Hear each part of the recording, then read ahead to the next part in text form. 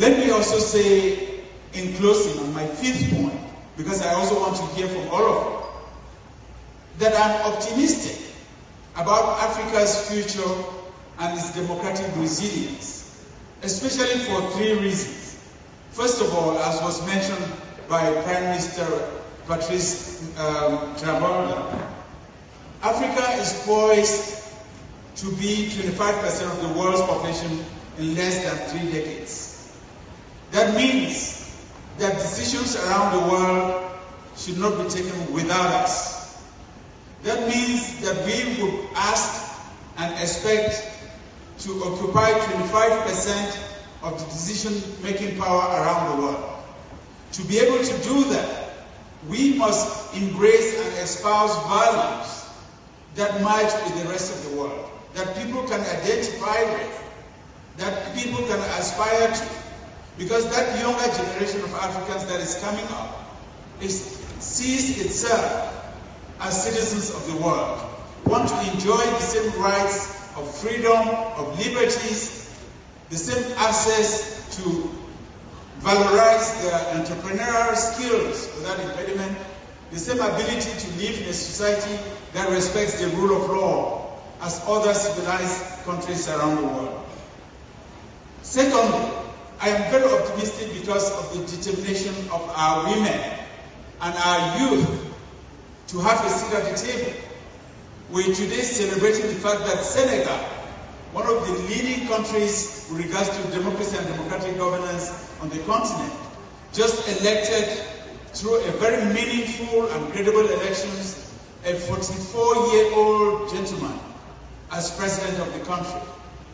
I would beg to say that when Senegal organizes the next legislative elections, which are due to hold probably, which may hold before the end of this year, we're going to see a surge of young Senegalese, men and women, who want to play a role in how their country is governed.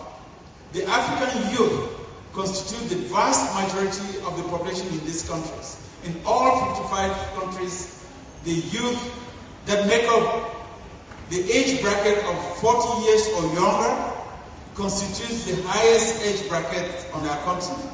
I am very impressed that these young people are not waiting just to be led, they also want to lead.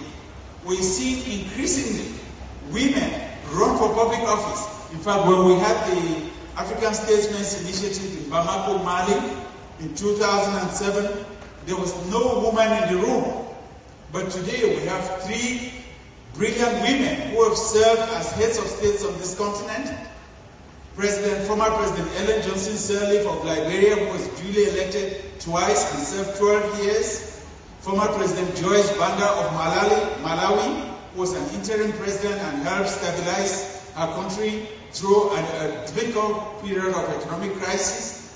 And former President Catherine Samba-Panza of the Central African Republic, who was the only president to help that country find peace from a turbulent period of civil war and organize meaningful, peaceful, inclusive elections, which then led to the election of the current president of that country. So more African women are stepping forward and asking to be counted, and as more and more countries provide opportunities for equal access to political leadership, we will see more African women in positions of leadership, and that for me is another source of optimism.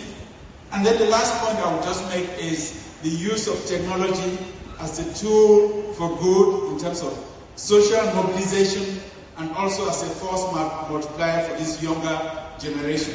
That as more and more Africans communicate with citizens and democrats in other parts of the world, they're going to begin to identify with the fact that they too are part of the global community of democrats. They too can have their voices heard, and those voices will be a force for good. And that brings me a lot of optimism that despite our current challenges in some of the countries in the Sahel, in Sudan, in Eastern DRC, Africa is on the path towards better democratic governance and a prominent role for itself on the world stage. And I thank you very much for your time and attention.